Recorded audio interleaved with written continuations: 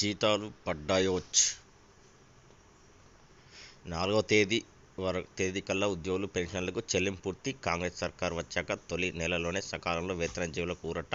ఇది కొనసాగించాలని ఆకాంక్ష. బీఆర్ఎస్ హయాంలో 12-20 దాకా చెల్లింపు. రోజుకు కొన్ని జిల్లాల వంతున విడతల వారీగా చెల్లింపు. 1వ తేదీ అందాల్సిన జీతాలు 12 నుంచి 20 తేదీ వరకు. ఇది మొన్నటి వరకు వేతనాల విషయంలో రాష్ట్రంలో ఉద్యోగులు, పెన్షనర్లు ఎదుర్కొన్న అనుభవం. ఈ పరిస్థితి వారిని తీవ్ర వేదనకు గురిచేసింది. నెల వాయిదాల చెల్లింపులు చేయలేని ఇబ్బంది కలిగింది. ఇప్పుడు ఆ వ్యధ తప్పింది. విపరీతమైన జాప్యానికి తెరదించుతూ కాంగ్రెస్ సర్కార్ ఏర్పడిన తొలి నెలలోనే ఉద్యోగులకు సకాలంలో జీతాలు పడ్డాయి. ఎన్నికల సందర్భంగా హామీ ఇచ్చినట్లుగానే ఉద్యోగులు, పింఛన్లకు తొలి అనుకూల విధానం అమలైంది. గురువారం 4వ తేదీతో అన్ని జిల్లాల్లోని వారికి డిసెంబర్ వేతనాలు జమ అయ్యాయి. రాష్ట్రంలో డిసెంబర్ 7న కాంగ్రెస్ ప్రభుత్వం ఏర్పడిన సంగతి తెలిసిందే. ఈ లెక్కన ప్రస్తుత సర్కారు తొలి ఇస్తున్న వేతనాలు సకాలంలో మంజూరు చేసింది.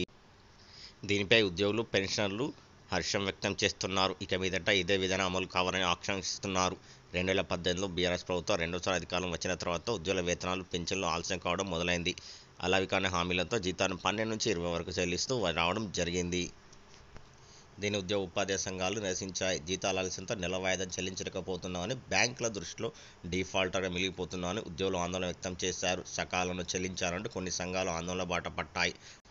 అప్పటి ప్రభుత్వ పెద్దలు ఉన్నతాధికారులకు వినతి పత్రాలు అందజేశాయి. కాగా కీలకమైన గెస్టెడ్ అధికారుల సంఘం, తెలంగాణ నాన్ గెస్టెడ్ అధికారుల సంఘం ఈ విషయంలో పెద్దగా పోరాటం చేయలేకపోయాయి.